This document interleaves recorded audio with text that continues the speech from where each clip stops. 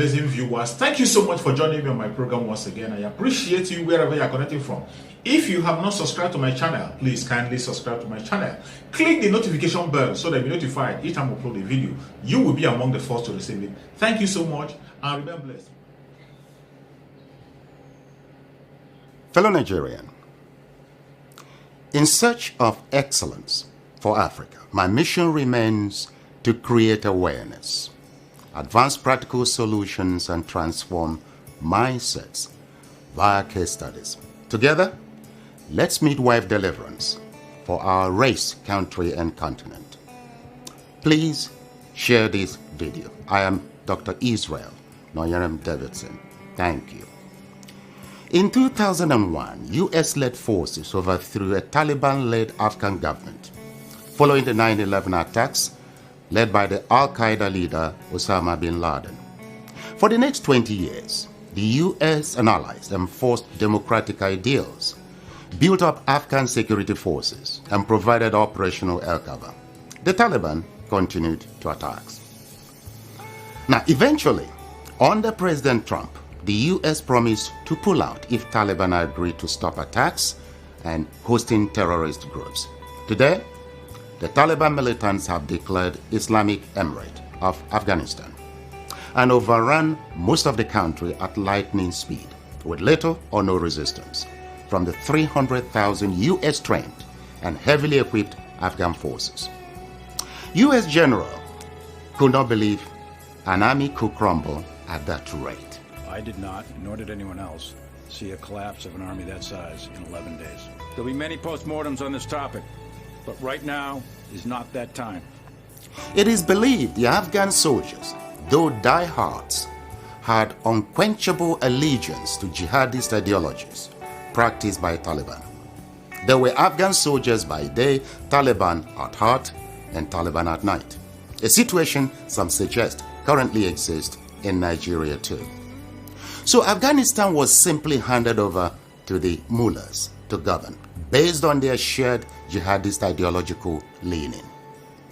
The south and middle belt of Nigeria should wake up with urgency.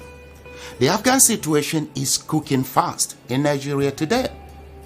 Afghanistan is number 1 on global terrorist list.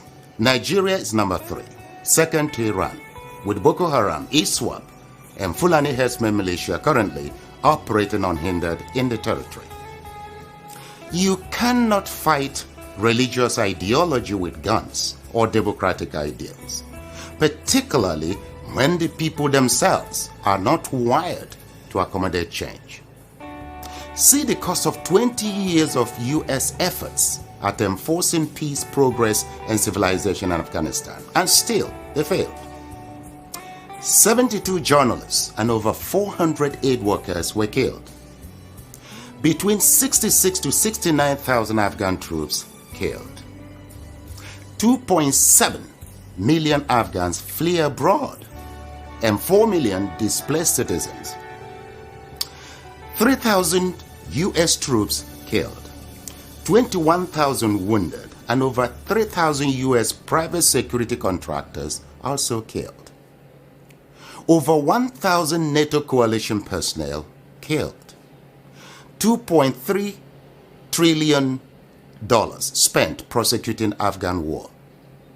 As with Afghanistan, the Nigerian armed forces cannot contain the spread of Boko Haram, ISWAP, and Fulani bandits. They have sympathizers within and highly influential individuals in the corridors of power who share jihadist ideologies. There are reports of emerging new and more deadly armed group in Zamfara state today. As in Afghanistan, should the ethnic nationalities in the south and middle belt break away today, in less than 16 weeks, ISWAP and Fulani bandits may likely take over the whole of the northeast and west and declare a caliphate or Islamic republic with little or no resistance. Afghanistan today is a big lesson and an urgent call on southern and middle belt political leaders to force a total restructure of Nigeria now or break it. Please set aside greed, selfishness, and worthless 2023 political ambitions and unite for the sake of your citizens. Despite unfolding calamities across Nigeria, Southern and Middle Belt Christians continue to take comfort in biblical texts alone, believing their lands are beyond conquer because God is alive. Of course, I believe He is. However, they forget that modern-day Turkey was once almost 100% Christian and hosted Apostle Paul, Apostle John, and a number of saints. Nigeria is not as holier or much loved by God than Turkey and Afghanistan. Turkey was overthrown by the jihadists while the Christians had all eyes closed. Today, Turkey is more Islamic than Saudi Arabia. Nigeria, as currently configured, is sitting on a tinderbox. We have an army and those in power gifting thousands of militants, far worse than the Taliban, with amnesty, reintegration into society, logistics, and other incentives. Southern agitators demanding an end to the killings, raping, and displacement of citizens are hunted, killed, or detained without trial. In 2000, President Trump forced the release of 5,000 repentant and rehabilitated Talibans from prison and reintegrated them into the Afghan society.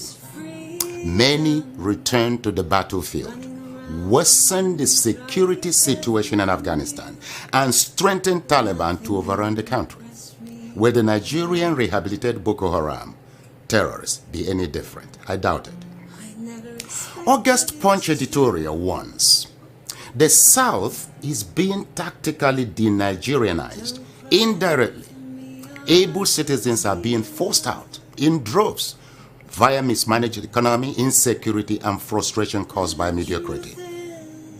The Nigerian system celebrates mediocrity, ingrained in the Nigerian constitution as quota system and federal character. It is an agent of slavery, fraud, injustice, underdevelopment, and impunity in the South and Middle Belt of Nigeria. Aggravated discontent and killer herdsmen and bandit activities are driving separatist agitations in the South. The Nigerian police and army respond with violence in communities. Today, it is easy for Southern young men in transit or even at home to be tagged terrorists or Yahoo boys and shot dead. Raising young men in the Southeast has become a scary enterprise, the Punch editorial concludes. Look, for these reasons, the best option now for the South and the Middle Belt must be to force a restructure of Nigeria or walk away from this union before too late. You cannot force a hyena to become a vegan. That's the truth. Afghan Christians and professionals are fleeing their country en masse, fearing for their lives and professions. UK, US, and other European countries are offering help. Who would come to the rescue of Nigerians? Should the South and Middle Belt, fail to act decisively right now? You see, time is running out. Now, those clamoring for restructuring are not doing so out of hatred for Nigeria, but because northern Nigeria is dragging the rest of the country back to the Stone Age and into the abyss with it. You see, now is the time to demonstrate political skills, leadership, vision, tenacity, courage, and immunity against Takia. To save Nigeria and generations to come, let's initiate a genuine dialogue now. Restructure or break up. Look, perhaps, as Bishop Kuka cried out loudly recently, it's time to end Nigeria so that people who want development can go ahead. God bless our homelands. Thank you. Thank you so much for your patience to watch from the beginning to the end. I hope you have learned something from the video you have just watched. The video you have just watched is to bring information to your doorstep and for educational purpose.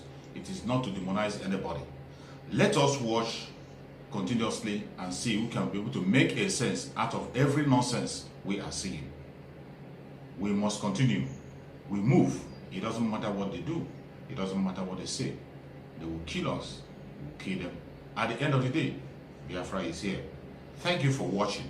If you have not subscribed to the channel, please kindly subscribe to the channel. Click the notification bell so that you'll be notified each time I upload a video. You will be among the first to receive it. Thank you and remain blessed. Bye-bye. See you again.